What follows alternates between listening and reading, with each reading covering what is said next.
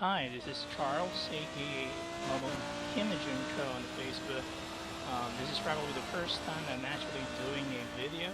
Um, but it's not really related to anime. It's related to a game, and it's a recently released game from Codemasters. It's the sequel of one of their most extravagant race driver series ever. It's the Greed 2. If there's something I really like about the series,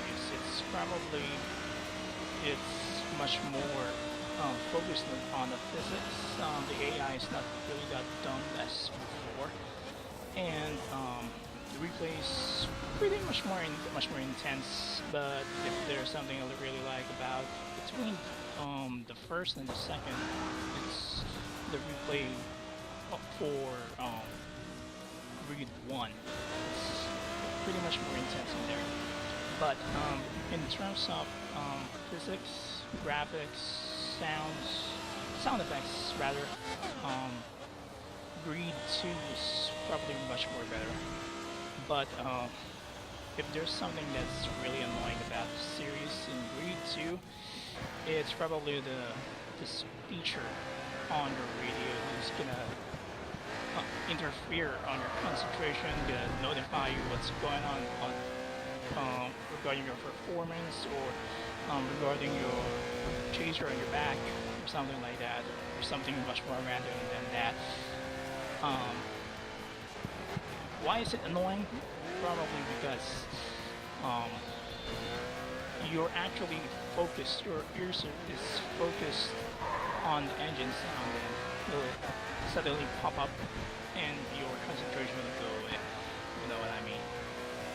In terms of changes between Greed and Greed 2, one of the things that I really like is that the track management will actually let you slow down for 5 seconds if you accidentally or intentionally cut the corners between 90-degree or 75, 45-degree turns that might actually look like shortcuts to some who don't who actually cheat. If you know what I mean.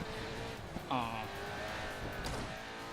One of the downsides about Greed 2 is that they actually let go of the cockpit view, which is pretty annoying to some. So the community has been developing or been modifying some configurations inside the PCs to actually let them play on the cockpit view. But the downside is that there's no high detailed cockpit model for each car, so you'll have to stick if you're ever playing the PC version, you'll just have to stick to the low poly version. And here it is. You're actually seeing it right now. This is me playing inside the Nissan Skyline GTR R34 Zhejiang. Um, the racetrack is called Algrave. It's actually a real racetrack in our real world. It's not official. And if there's something that really troubles me is that the car still feels like it's floating. But in terms of other cars like the Mercedes SLR and the SLS AMG editions and some from the Aston Martin cars, in terms of them, they actually feel they're not floating. It troubles me. They actually feel much more realistic. But I will really not know because I've never driven them before in real life.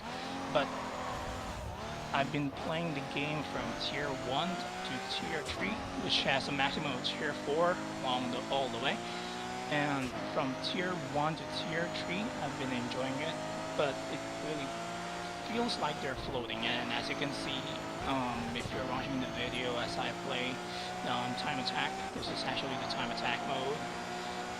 The car actually feels like it's floating, and you can actually defy physics regarding your controls. Um, if, if there's something that never changed for this game, it's probably that you can actually create your custom libraries from preset layouts that is already available in game. But if you're actually playing the PC version, you can actually do some modifications to your suiting or to your liking, if you like that term. Um, so by then, you can actually create your own much more specific livery. Some people call it that, or library. For me, I think it's a much more universal term for those two to be used here. If I'm going to grade Breed 2 versus Breed 1, yeah, it's pretty much more better in terms of graphics. Since Breed 2 is actually running on DX11, whenever you actually have a hardware that's your video card is actually running on DX11 or capable of running DX11. But in terms of comparing it to Gran Turismo 5 and Forza Motorsport 4, it's pretty much more less. It's probably give it in the middle between those two. Breed 2 has its fun factor. In fact, it's not that boring. It's pretty challenging, and it doesn't really require you to be a race pro driver in order to play it. All you have to do is have guts to actually play the game along the way, if you know what I mean.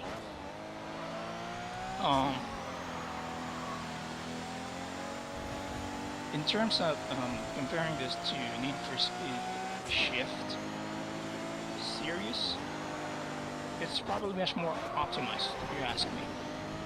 The graphics is pretty much more advanced, if you want to know my opinion. In terms of models, yeah, it's pretty much more advanced as well. It's one thing that differentiates this game from the others. I mean, for Shift, it's actually using a much more high polygon, and that's one of the good things about the Ego engine, since it's been running since Operation Flashpoint. That is also running, developed by Codemasters. So that's it about me, and hope you enjoyed the video.